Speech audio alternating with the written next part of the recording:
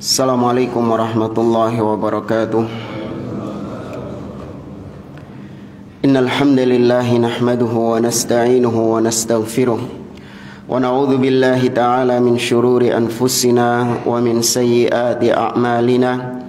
Man yahdihillahu fala mudilla lahu wa man yudlil fala hadiya lahu. Wa ashhadu an la ilaha illallah wahdahu la syarika lahu wa ashhadu anna Muhammadan abduhu wa rasuluh. Ya ayyuhalladzina amanu taqullaha haqqa tuqatih wa la tamutunna illa wa antum muslimun. Ya ayyuhan nasu taqu rabbakumul ladzi khalaqakum min nafsin wahidah wa khalaqa minha zawjaha wa batha minhuma rijalan katsiran wa nisaa'a wattaqullaha alladzi tasaaluna bihi wal arham innallaha kana 'alaikum raqiba. Ya ayyuhalladzina amanu taqullaha wa qulu qawlan sadida yuslih lakum a'malakum wa yaghfir lakum dhunubakum wa may yuti'illaha wa rasulahu faqad faza fawzan 'azima. Amma ba'd, fa inna asdaqal hadithi kitabullah wa khairal hadi hadi Muhammadin sallallahu alaihi wasallam wa syarrul umuri muhdatsatuha wa kullu muhdatsatin bid'ah wa kullu bid'atin dhalalah wa kullu dhalalatin finnar. Ma'asyiral muslimin, ikhwani fillah rahimani wa rahimakumullah. Kita melanjutkan kembali pembahasan tafsir juz amma oleh Fadilatul Syekh Muhammad bin Shalih Al-Utsaimin rahimahullahu taala. Setelah pada pertemuan yang lalu kita telah selesai membahas tafsir surah Al-Humazah, maka di pertemuan pagi hari ini insyaallah kita akan masuk tafsir surah Al-Fil.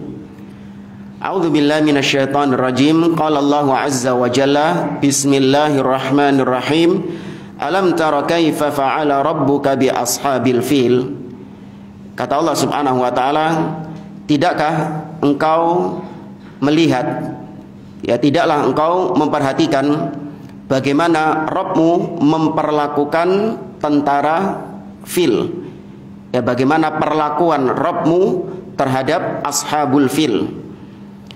Kata Syekh Muhammad bin Shalih Al-Utsaimin, yukhatibullahu ta'ala an-nabiyya sallallahu alaihi wasallam.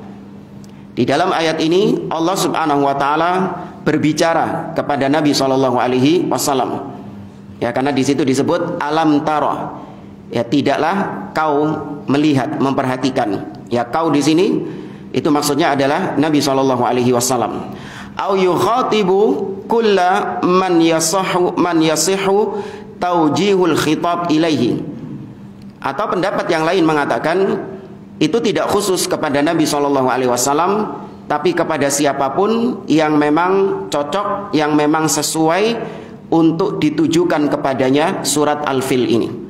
Ya, entah itu sahabat Nabi, atau itu orang-orang Quraisy, atau itu kita yang membacanya.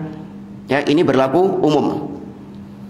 Fa'alal awal yakunu khitab an-nabi sallallahu alaihi wasallam khitaban lahu walil ummah. Kata beliau, kalau pendapat yang pertama yang mengatakan bahwa di sini yang dimaksud engkau adalah Nabi sallallahu alaihi wasallam, yang diajak bicara adalah Nabi sallallahu alaihi wasallam, maka berarti kalau itu Nabi yang diajak bicara, maka otomatis umatnya juga kena. Ya, otomatis mencakup umatnya beliau. Li anna ummatahu tabi'atun lahu. Karena umat Nabi sallallahu alaihi wasallam itu pasti mengikuti nabinya. Wa ala tsani, adapun pendapat yang kedua tadi yang mengatakan bahwasanya itu bukan hanya khusus kepada Nabi. Yakunul khitabu aman lahu wa li ummatihi. Pendapat kedua mengatakan yang dimaksud bukan hanya Nabi, tapi itu umum, berlaku bagi siapapun, baik Nabi ataupun umatnya. Ibtidaan, ya secara asal itu kepada Nabi SAW.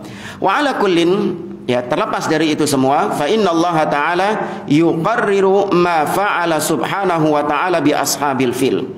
Ya, terlepas dari perbedaan tersebut, yang penting dalam ayat ini Allah Azza wa Jalla sedang menegaskan, sedang menyatakan tentang apa yang telah Allah perbuat, apa yang telah Allah lakukan kepada para ashabul fil, pasukan bergajah. Wa ashabul fil, adapun yang dimaksud dengan pasukan bergajah adalah hum ahlul Yaman. Ya, mereka adalah orang-orang yang berasal dari Yaman. Ya, pasukan yang berasal dari Yaman. Alladzina ja'u lihadmil Ka'bah bifilin azim. Mereka datang dari Yaman, tujuannya adalah untuk menghancurkan Ka'bah. Ya, memang tujuan Abroha dan pasukannya itu jauh-jauh dari Yaman menuju ke Mekah, memang tujuannya adalah untuk menghancurkan Ka'bah. Nah, ini membantah statement sebagian orang, ya, terutama orang-orang orientalis, ya, penulis-penulis sejarah yang tidak bertanggung jawab, itu menyebutkan bahwasanya tujuan Abroha itu bukan menghancurkan Ka'bah, ya, tapi tujuannya adalah untuk berperang melawan Persia, melawan Persia, ya. Hanya saja ketika dari Yaman ke Persia itu katanya harus melewati Mekah, ya, karena Yaman itu ada di mana? Selatan, utara, barat, timur, selatan. Ya, Persia berada di mana?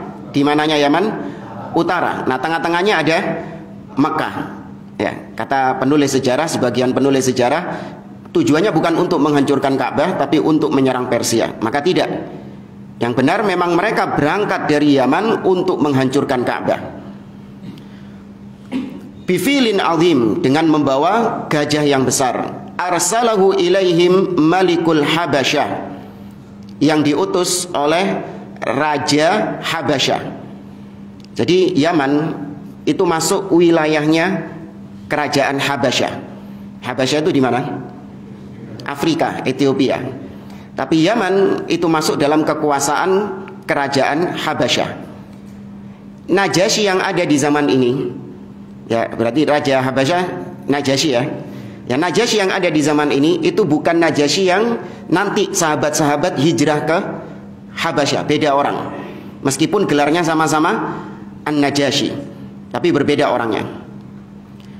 Nah, di Yaman itu ada, ya, amir, gubernurnya yang memerintah di kota Yaman yang bernama Abroha. Ya, Abroha ini wakil daripada Raja Najasyi yang ada di Habasyah. Wasababu dzalik anna malikal Yaman arada an yasuddan nas anil haji ilal Ka'bah. Ini disebabkan karena penguasa Yaman, yaitu Abroha ketika itu, dia itu ingin untuk memalingkan manusia, ya, memalingkan bangsa Arab untuk tidak lagi berhaji ke Ka'bah. Ini sebelum diutusnya Nabi SAW. Haji sudah ada belum? Sudah ada, meskipun terkotori dengan kesyirikan yang dilakukan oleh orang-orang jahiliyah. Ya, tapi haji, ibadah haji itu ada, sudah berjalan di tengah bangsa Arab ketika itu. Di ketika musim-musim haji, ya, orang-orang Arab dari berbagai penjuru negeri Arab, baik dari Yaman, ya, ataupun dari Syam, ya, ataupun dari Persia, dari manapun mereka datang ke negeri Mekah untuk melaksanakan ibadah haji. Nah, Raja Abroha ini, penguasa Yaman ini, dia ingin untuk supaya bangsa Arab tidak lagi menuju ke Ka'bah, tidak lagi berhaji ke Ka'bah. Baitillahi azza wa jalla, yaitu rumah Allah subhanahu wa ta'ala. Fabana baitan yushbihul Ka'bah, maka dia pun membangun rumah atau membangun bangunan, ya, tempat ibadah yang mirip dengan Ka'bah. Mirip di sini dari sisi fungsinya, ya. Ya, bukan mirip dari sisi bangunannya. Ya, karena kalau dari sisi bangunannya itu luar biasa, lebih megah daripada Ka'bah. Ada yang tahu apa nama bangunan gerejanya Abroha ini? Al-Qullais. Kenapa disebut Al-Qullais? Kenapa? Nah, karena ketika ndangak ini, lihat ke atas, mendangak bodoh. Mendongak. Iya, intinya ketika seorang melihat bangunan Qullais ini, saking tingginya bangunan tersebut, maka kolan suah pecinya itu sampai jatuh, karena saking tingginya bangunan Al-Qullais itu. dipenuhi dengan adzahab, dipenuhi dengan emas-emas, ya sangat megah sekali. Maka mirip dengan Ka'bah di sini adalah mirip dari sisi fungsinya, yaitu difungsikan sebagai tempat ibadah, bukan mirip dari sisi bangunannya. Wada'an nasa ila hajjihi liyasuddahum an hajji baitillah. Maka setelah dibangun ya gereja yang megah ini, Al-Qullais ini, maka Abroha mengajak orang-orang Arab untuk datang ke gerejanya ini, ya supaya Ka'bahnya nggak payu, ya supaya Ka'bah tidak lagi dikunjungi oleh orang-orang untuk melaksanakan ibadah haji. Faghadiba lidzalikal Arab.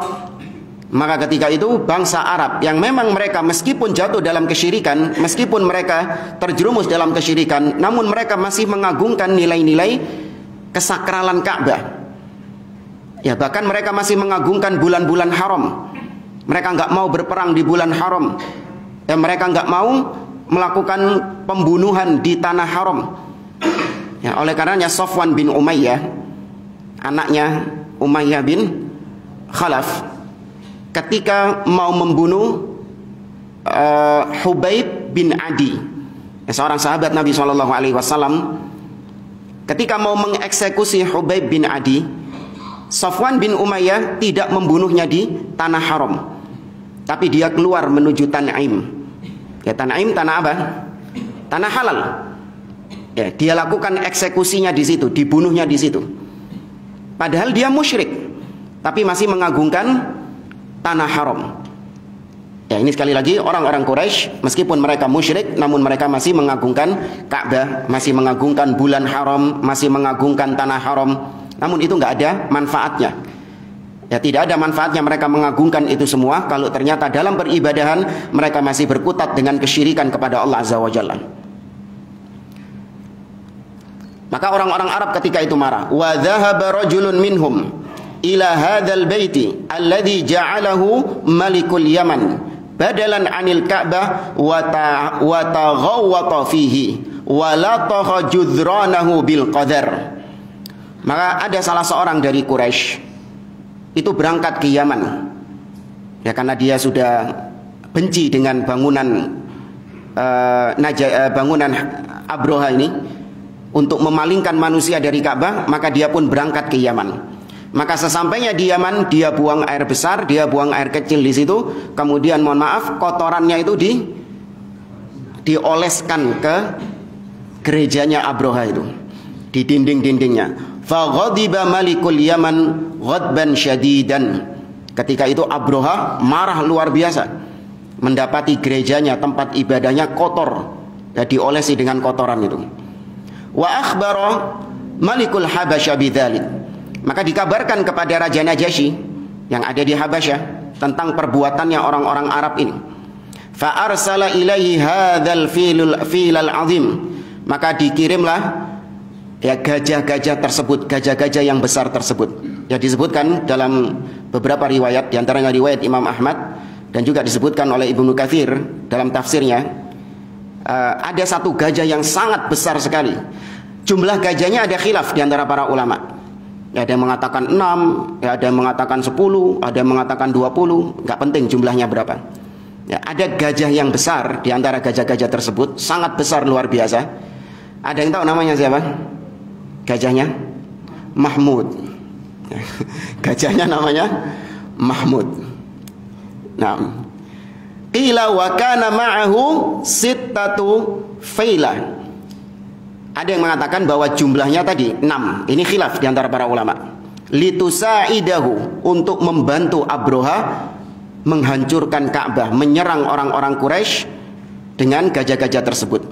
Faja'a malikul Yaman bijunudihi liyahdimal Ka'bah ala za'mihi. Maka berangkatlah Abroha beserta pasukannya menuju ke Mekah dengan gajah-gajahnya. Tujuannya sekali lagi untuk menghancurkan Ka'bah menurut klaimnya. Walakin Allah subhanahu hafidhu baitih. Namun Allah subhanahu wa ta'ala menjaga rumahnya. Ya, Allah melindungi rumahnya yang paling mulia di atas muka bumi ini, Ka'bah. Falamma wasalu ila makanin yusamma al-mughammas waqafal filu wa haran. Ketika gajah-gajah ini ya pasukannya Abraha ini sampai di tempat namanya Al-Mughammas. Maka gajah-gajahnya ini mogok, nggak mau jalan, ya menderum, nggak mau jalan gajah-gajahnya ini. Di sisi yang lain, di tempat namanya Al-Mughammas ini, Abraha dan pasukannya menjarah unta-unta yang sedang digembalakan di situ. Sekitar ada 200 unta yang sedang digembalakan di situ, dijarah, diambili sama Abraha. Ternyata pemilik untanya itu siapa? Abdul Muttalib. Ya, ternyata pemilik unta itu adalah Abdul Muttalib, kakek Nabi SAW. Maka mendengar unta-untanya disita, dijarah sama Abraha, marah Abdul Muttalib. Maka dia pun mendatangi Abraha untuk meminta kembali unta-untanya. Maka Abraha heran. Ya, Abdul Muttalib datang menghadap kepadanya, seorang diri Abdul Muttalib datang menghadap kepada Abraha hanya tujuan untuk meminta kembali unta-unta yang telah disita itu. Abraha mengatakan, "Jitu minal Yaman lihat mil Ka'bah." Wahai Abdul Muttalib, saya ini jauh-jauh datang dari Yaman untuk menghancurkan Ka'bahmu itu. Marinya ini tak ajurno Ka'bahmu itu. Ya, tapi kau masih mikiri unta-untamu ini. Harusnya jagaan itu Ka'bahmu itu. Mari ini tak ajurno sama anak. Sebentar lagi saya hancurkan Ka'bah itu. Ya, padahal gak iso. Kenapa? Mogok untanya. Gajahnya mogok. Apa kata Abdul Muttalib? Abdul Muttalib mengatakan, dan ini merupakan sisi tauhidnya orang-orang Quraisy. Tapi tauhid apa? Rububiyah. Ya, Abdul Muttalib mengatakan, "Ana Rabbul Ibil. Wa anna lil baiti rabban sayahmihi." Aku adalah Robnya unta itu. Rob di sini maksudnya pemilik. Ya, Rob itu bukan berarti Tuhan, enggak. Rob itu artinya adalah salah satunya Malik, pemilik. Aku adalah pemilik unta-unta itu. Ini balik unta-untanya. Adapun Ka'bah sudah ada pemiliknya yang senantiasa menjaganya, yaitu Allah Subhanahu wa taala. Di sini Abdul Muttalib nggak khawatir, karena Abdul Muttalib yakin Ka'bah senantiasa dijaga oleh Allah Subhanahu wa taala. Abraha tidak akan mungkin bisa menghancurkan Ka'bah tersebut. Ya, ini sisi keyakinan Abdul Muttalib. Dan orang-orang Quraisy rata-rata demikian, mengagungkan Ka'bah, meyakini Allah Azza wa Jalla sebagai Rabb yang senantiasa menjaga, melindungi, ya, dari makna-makna lain rububiyah itu. Hanya saja keyakinan mereka terhadap rububiyah ini tidak bermanfaat ketika mereka syirik kepada Allah dalam apa? Al-uluhiyah. Dan maka sampai di tempat namanya Mughammas, diam untanya. Wa aba an yattajiha ilal Ka'bah. Gajah-gajahnya itu menolak ketika dihadapkan ke Ka'bah, menolak untuk berjalan. Fazajarahu sayisuhu walakinnahu aba. Terus dikendalikan sama pasukannya Abraha ini, ya, terus dipaksa untuk mau jalan, tapi tetap gajah-gajah ini menolak untuk berjalan menuju ke Mekah. Fa idza wajjahuhu ilal Yaman intalaqa yuharwil. Tapi ketika gajahnya ini dihadapkan menuju ke Yaman, maka tiba-tiba gajahnya ini lebih semangat, jadi semangat dan mau berjalan. Tapi ketika dibalikno lagi menuju ke Mekah, mogok lagi. Ya, kata beliau, wa in wajjahuhu ila Makkah waqafa.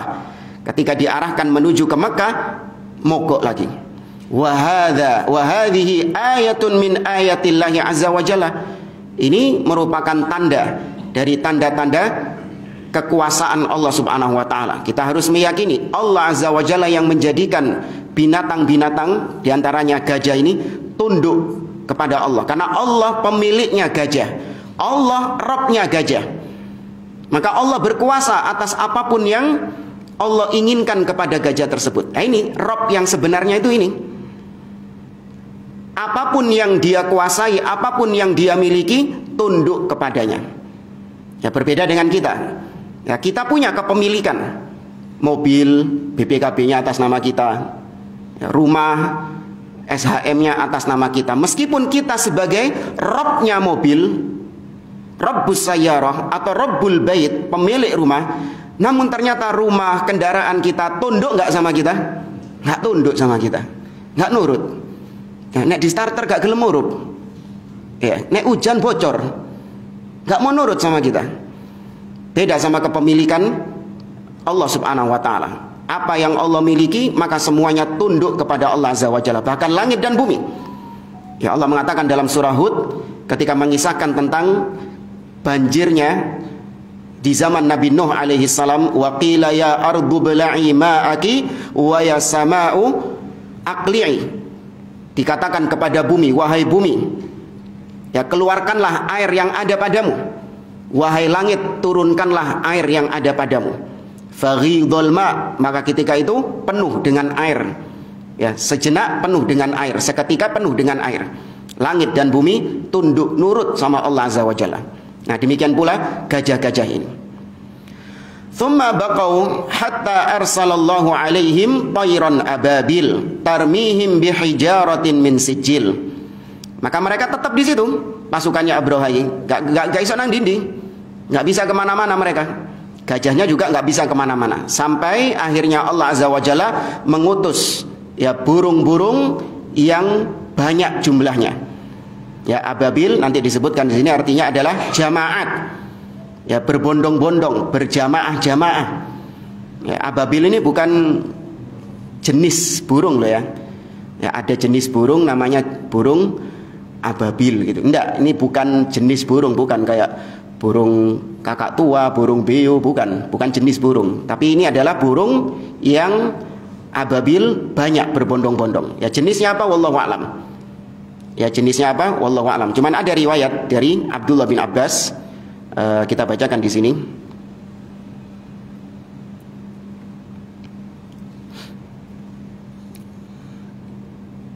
Ya, datang dari riwayat Abdullah bin Abbas, annaha kanat tayran khudran. Bahasanya burung-burung itu berwarna hijau. Kharajat minal bahr, keluar dari laut. Laha ru'usun karu'usis siba. Burung-burung itu punya kepala yang kepalanya itu mirip dengan hewan-hewan buas. Ya, mirip seperti hewan-hewan buas. Ya, bentuknya bagaimana wallahu a'lam, dan gak perlu juga ya terus kemudian kita sibuk mencari tahu burungnya apa. Ojo-ojo iki ada nemu burung sing ketoki sangar gitu, ojo-ojo ini. Sudah, Allah kalau tidak menyebutkannya di dalam Al-Quran, berarti itu informasi yang penting nggak sama buat kita? Berarti itu informasi yang nggak penting, sudah. Nggak perlu kita sibuk untuk mencari tahu. Ini diantara kebiasaan ahli bid'ah, sibuk untuk mencari tahu hal-hal tersebut. Seperti yang pernah kita kisahkan ketika membahas tentang usulun fit tafsir. Di antara metode belajar Al-Quran ahli bid'ah yang keliru, yaitu mereka sibuk mencari apa-apa yang memang tidak Allah bicarakan di dalam Al-Quran.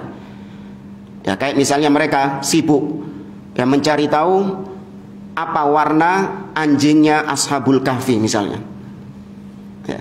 Ma launu kalbi Ashabil Kahfi, apa warna anjingnya Ashabul Kahfi?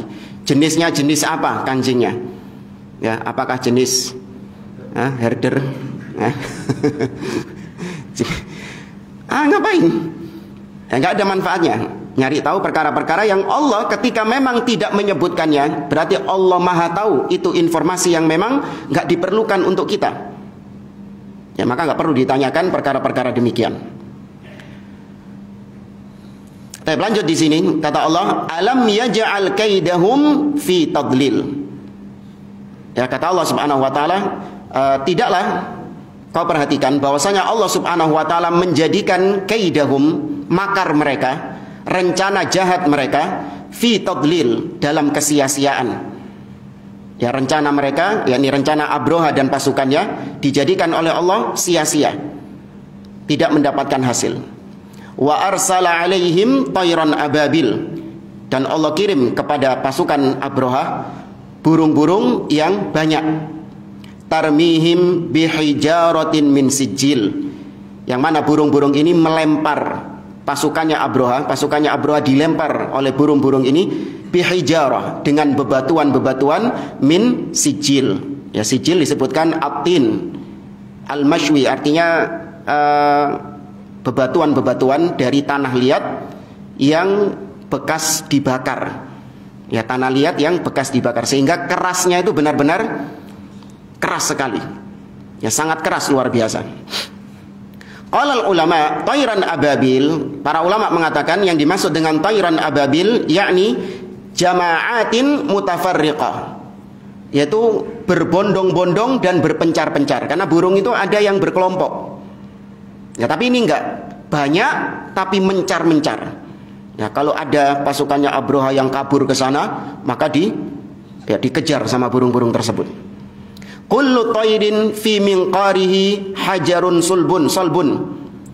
Setiap burung di congor siapa? Paruhnya. Di paruhnya itu ada batu yang sangat keras tadi, bihijaratin min sijil wa huwa tinu al-mashwi, yaitu tanah liat yang bekas terbakar, tanah liat yang sudah dibakar. Li'annahu yakunu aslab, karena kalau dibakar itu lebih keras teksturnya. Wa hadzal hajar laisa kabiran, bebatuan ini bukan bebatuan yang besar. Yang ada di paruhnya burung itu bukan batu yang besar, enggak. Bal huwa shaghir, bahkan itu bebatuan yang kecil. Batu yang kecil, kerikil lah kalau kita bilang kerikil. Yadribul wahid min haula ma'a ra'sihi yakhruju min duburihi wal iyadu billah. Yang mana batu ini ketika kena kepala seseorang, maka keluar batunya dari duburnya. Ya, ketika kena kepala seseorang, keluar batu ini dari duburnya wal iyadu billah.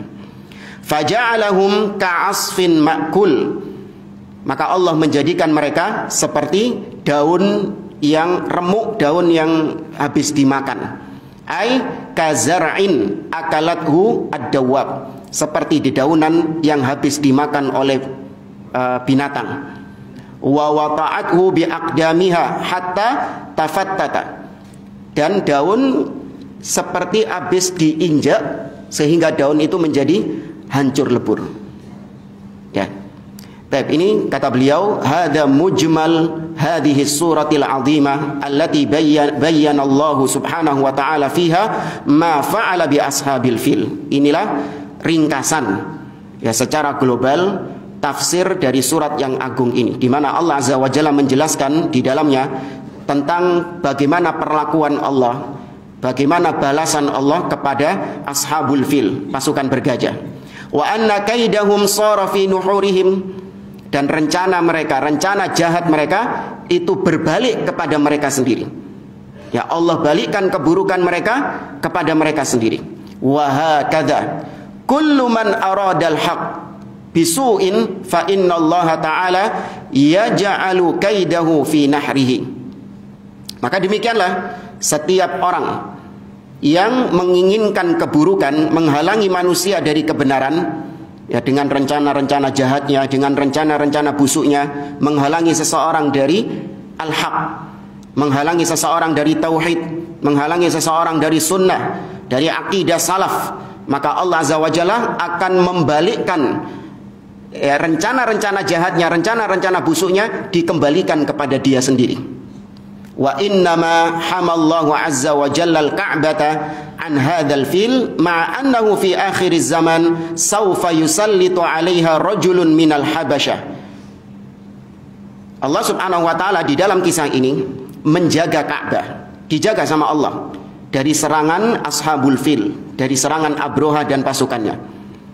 Padahal nanti di akhir zaman Allah kehendaki Ka'bah ini akan dihancurkan oleh seseorang dari Habasyah juga. Ya, akan dihancurkan oleh seseorang dari Habasyah. Yahdimuha hajaron hatta tatasawa bil ard. Yang mana dihancurkan berkeping-keping. Ya, dihancurkan oleh seorang dari Habasyah. Anda tahu siapa namanya? Namanya rodok bulat, ada di dalam Sahih Bukhari. Ya, kharrabahal Ka'bah, dalam riwayat Imam Bukhari kata Nabi SAW, kharrabahal Ka'bah Aswaikid, siapa sih namanya? Ada di dalam Sahih Bukhari di Kitabul Hajj di bab Hadmul Ka'bah. Nah, dalam riwayat Bukhari di Kitabul Hajj 6 Dzu Suwaiqatain, ya, namanya Dzu As-Suwaiqatain, Kata Nabi SAW, kharrabahal Ka'bah dzus suwaiqatain minal Yaman atau minal Habasyah, afwan.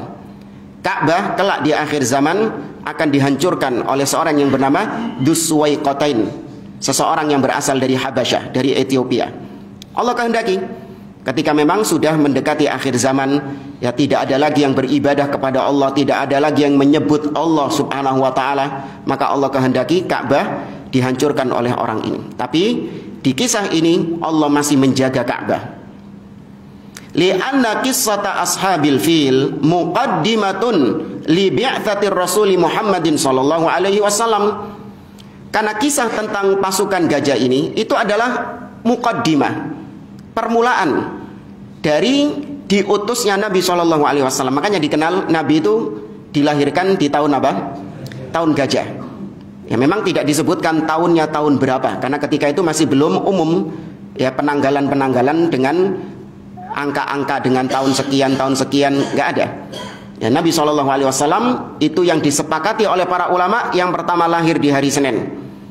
Ya sebagaimana Nabi ketika ditanya tentang keutamaan puasa di hari Senin, dzaka yaumu wulidtu fihi. Itulah hari di mana aku dilahirkan. Ini disepakati hari Senin. Dan tahunnya disepakati yaitu tahun gajah. Ya meskipun nggak disepakati, meskipun ada khilaf juga sih tahunnya ini. Cuman masyhur, jumhur para ulama ahli sejarah, Nabi lahir di tahun gajah. Ya kalau ada pendapat yang lain, iya ada. Namun yang paling parah perbedaannya adalah tanggal dilahirkannya Nabi SAW dan bulan dilahirkannya beliau. Ya kalau Anda merujuk dalam kitab-kitab sejarah, referensi-referensi tarikh seperti Al-Bidayah wan Nihayah yang ditulis oleh Imam Ibnu Katsir rahimahullah, beliau menyebutkan banyak sekali perbedaan-perbedaan ulama ahli sejarah tentang kapan dilahirkannya Nabi SAW, tanggal dan bulannya. Ya paling masyhur Rabiul Awal. Ya tapi ada pendapat yang lain, Nabi lahir di bulan Ramadan, Nabi lahir di bulan Sya'ban, ya, Nabi lahir di bulan Dzulhijjah. Ada pendapat-pendapat dari sebagian ulama sejarah. Ya, demikian juga dengan tanggalnya. Ada yang berpendapat Nabi lahir di tanggal awal-awal Rabiul Awal, ya tanggal 2, tanggal 3. Ya, tidak ada kesepakatan dari para ulama kapan dilahirkannya Nabi SAW. Maka barang siapa yang mengilzamkan, memastikan bahwasanya Nabi lahir 12 Rabiul Awal, falyatihi dalil, maka hendaklah dia mendatangkan dalilnya. Ya. Taruhlah memang Nabi SAW dilahirkan di tanggal tersebut, maka keistimewaan, kemuliaannya hanya terjadi pada saat hari dilahirkannya Nabi SAW. Tidak berulang di tahun-tahun berikutnya.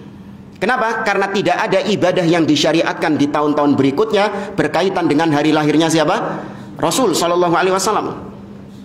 Ya, berbeda dengan kemuliaan Lailatul Qadar, hari di mana Allah menurunkan Al-Quran. Ya inna anzalnahu fi lailatul qadar. Ketika Allah menurunkan Al-Quran, itu adalah malam yang mulia. Naam, itu malam yang mulia. Namun kemuliaannya apakah berlanjut sampai tahun depan? Berlanjut nggak? Berlanjut. Ada disyariatkan ibadah di 10 hari terakhir di bulan Ramadan. Ya, disyariatkannya ibadah di situ karena kemuliaannya berlanjut di setiap tahun. Ya, tapi kalau dilahirkannya Nabi SAW hanya ketika Nabi lahir, itu hari yang mulia. Adapun berikutnya, tahun-tahun berikutnya tidak ada. Ya, makanya para sahabat Nabi SAW dan para sahabatnya tidak sedikit pun ya menyinggung tentang kapan dilahirkannya Nabi SAW untuk kemudian dijadikan sebagai peringatan-peringatan. Ya, ini insya Allah sudah pernah disampaikan di sini dalam beberapa edisi, membantah syubhat sebagian orang yang membolehkan melegalkan peringatan Maulid Nabi SAW.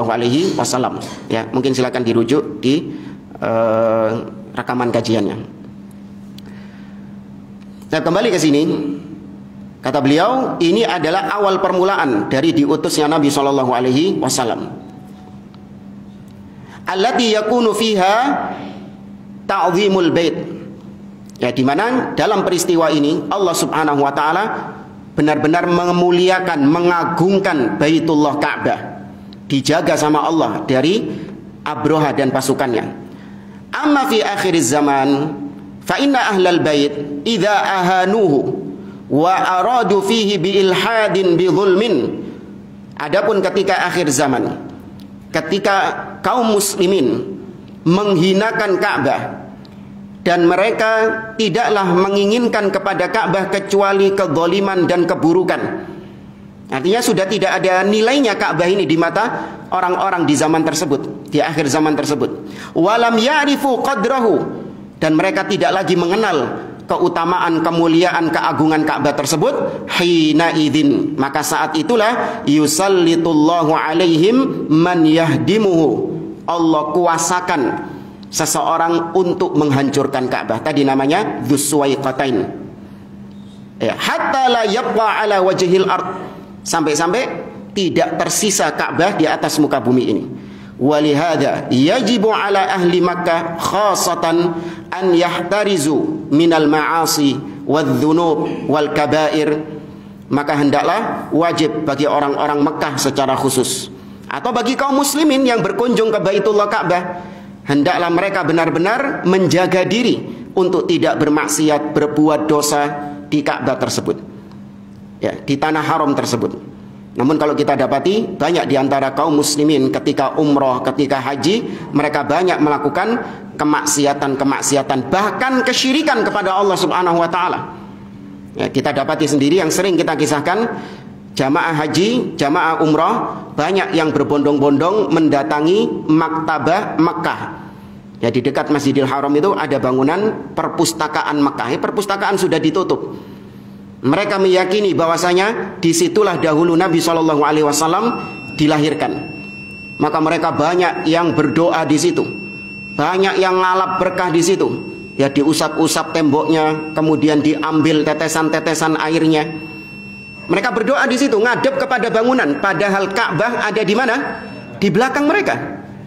Ka'bahnya ada di belakang mereka. Ini diantara bentuk sudah tidak lagi menghargai Ka'bah, sudah tidak lagi mengagungkan Ka'bah, ya, dan itu terjadi, ya, dan sangat disayangkan. Kebanyakan kalau kita lihat orang-orang dari negeri plus 62, ya. Yang banyak di situ orang-orang dari Indonesia, ya. Maka terus genjot terus dakwah tauhid, ya, karena kualitas kaum muslimin di negeri kita masih butuh terhadap dakwah tauhid, masih butuh dijelaskan kepada mereka tentang kesyirikan kepada Allah Subhanahu wa taala. Ya, maka tidak ada kata putus dari dakwah tauhid. Li alla yuhinul ka'bata, agar mereka tidak menghinakan Ka'bah. Fayudhilluhumullahu azza wa jalla, sehingga Allah akan menghinakan mereka. Ya, nas'alullah ta'ala an yahmiya dinana wa baitahul haram. Semoga Allah azza wa jalla menjaga agama kita dan menjaga rumahnya, yaitu Masjid Al-Haram, min kaidi kulli kaid, dari makar orang-orang yang punya makar-makar jahat terhadap Ka'bah. Innahu ala kulli syai'in qadir, sesungguhnya Allah Maha Kuasa atas segala sesuatu. Baik, ikhwani fillah rahimani wa rahimakumullah. Kalau Anda lihat pertempuran atau apa ini istilahnya, dua pasukan tadi, bukan dua pasukan, dua kubu tadi, antara pasukannya Abroha dengan orang-orang Quraisy. Ya, pasukannya Abroha dengan orang-orang Quraisy. Pasukannya Abroha ini agamanya apa? Nasrani. Ya, agamanya Nasoro. Sedangkan orang-orang Quraisy musyrik. Ya, harusnya secara logika yang lebih mending itu yang mana? Nasrani, Ahlul Kitab, ya. Apalagi kalau kita lihat Ahlul Kitab mereka itu masih banyak orang-orang yang berpegang dengan ajaran Nabi Isa yang asli, ya kan? Karena ketika itu masa kekosongan Nabi.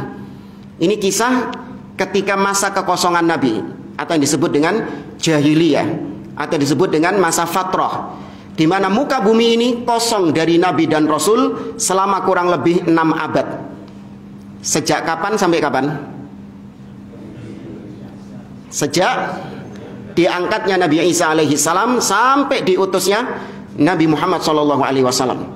Maka ketika itu muka bumi kosong, gak ono Nabi dan Rasul. Biasanya ada Nabi dan Rasul yang diutus sama Allah, tapi ketika itu kosong dari Nabi dan Rasul. Nah, zaman itulah yang disebut dengan zaman jahiliyah. Banyak yang jahil terhadap agama. Ya. Namun meskipun zaman jahiliyah, bukan berarti kemudian manusia itu dimaafkan ketika dia berbuat syirik, ketika dia berbuat maksiat. Wah yo, mumpung kono nabi, sakarepe kate berbuat apa, enggak. Orang-orang di zaman fatrah ini, kekosongan nabi ini, mereka tetap dibebani syariat. Syariat siapa? Bani Israel. Ya. Karena nabi sebelum Nabi Muhammad SAW diutus kepada kaumnya secara khusus. Adapun kalau di kota Mekah, syariat siapa yang dijalankan sama mereka? Nabi Ibrahim dan putranya Ismail alaihissalam. Ya, mereka tetap wajib menjalankan syariatnya Nabi Ibrahim dan Nabi Ismail. Cuman sudah berubah, ya sudah jauh melenceng dari ajaran aslinya Nabi Ibrahim dan Nabi Ismail. Ya, sehingga tidak lagi tersisa ajaran Nabi Ibrahim dan Nabi Ismail kecuali hanya casingnya saja, yaitu haji, si ono haji. Tapi ya gitu, hajinya penuh dengan kesyirikan, penuh dengan kebid'ahan. Ya, tawaf dalam keadaan apa? Telanjang. Ya, tawaf dalam keadaan telanjang. Kemudian nggak mau ke Arafah. Ya, nggak mau ke Arafah. Kenapa nggak mau ke Arafah? Karena Arafah tanah halal. Ya, kita ini sudah di tanah haram, melakukan haji ya di tanah haram. Ngapain pakai ke tanah halal segala? Ke Arafah. Ya, ini dikotori dengan bid'ah-bid'ah dan syirik-syirik itu. Baik, kembali kepada tadi, Nasrani sama musyrik itu lebih mending, lebih dekat dengan kebenaran yang Nasoro, yang Nasrani. Tapi pertanyaannya, kenapa Allah lebih menolong yang musyrik dan justru mengalahkan yang Nasrani, yang ahlul kitab? Padahal musyrik lebih jelek. Paham enggak maksud tadi pertanyaannya? Ya, kenapa? Karena Ka'bahnya. Ya, ini sebagaimana dikatakan oleh Ibnu Katsir rahimahullah. Kita lihat di sini. Kata Imam Ibnu Katsir rahimahullah,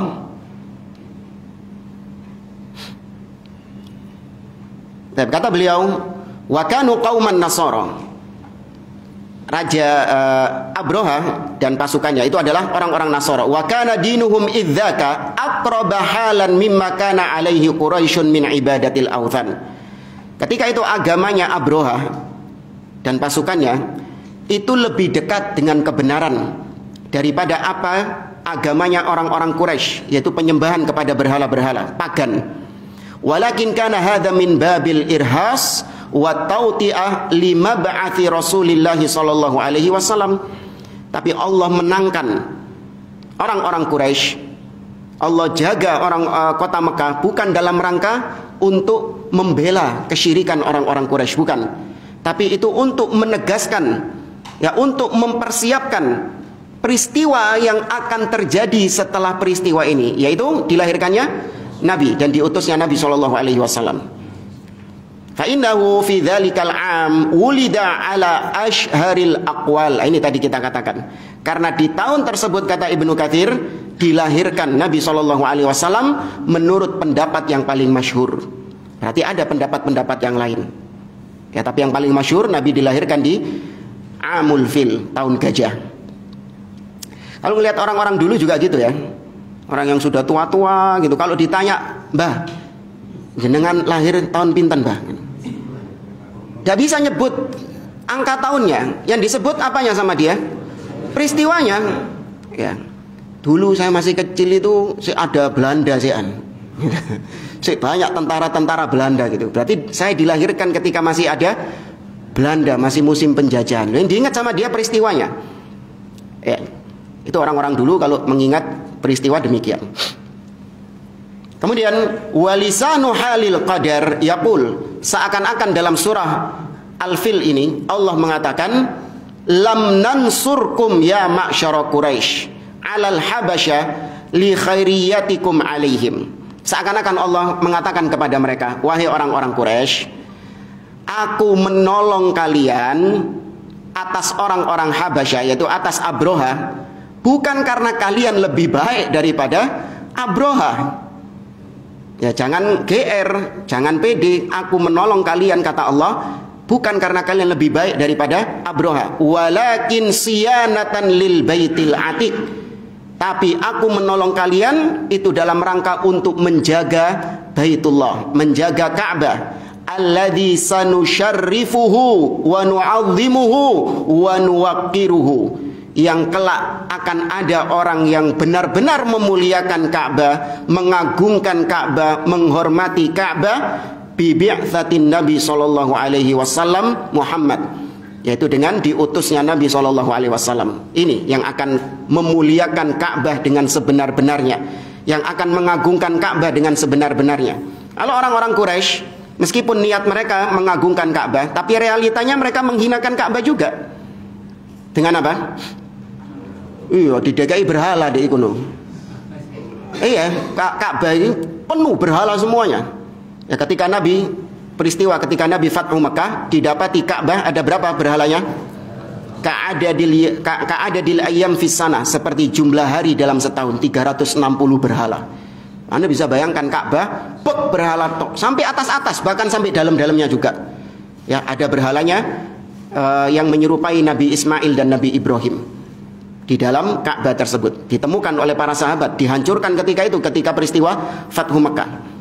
Ya, ini bukan memuliakan Ka'bah, tapi yang benar-benar memuliakan Ka'bah adalah Nabi Shallallahu Alaihi Wasallam. Nah,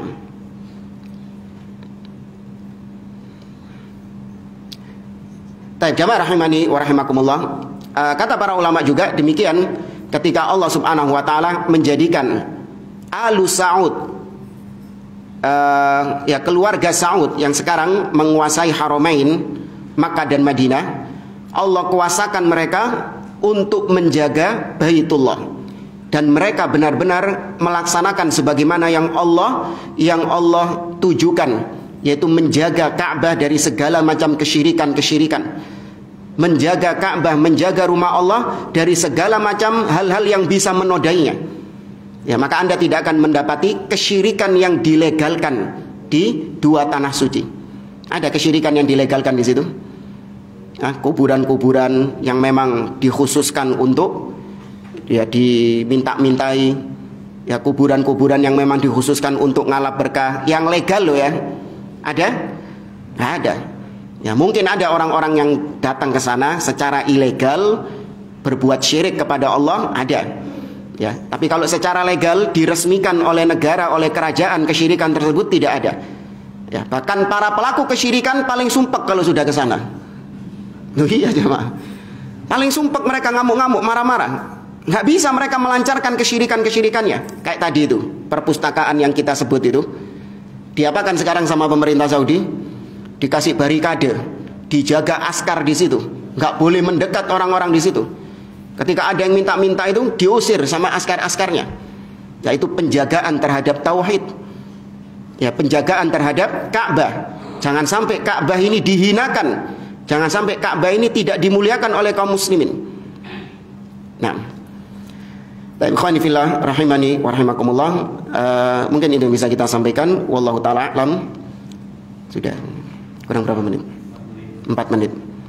Dan insyaallah di pertemuan berikutnya masih lanjutan dari surah Fil, yaitu surah Quraisy, ya, li'ila fi Quraisy. Ini ada keterkaitan dengan surah Al-Fil, masih berkaitan dengan nikmat yang Allah berikan kepada orang-orang Quraisy.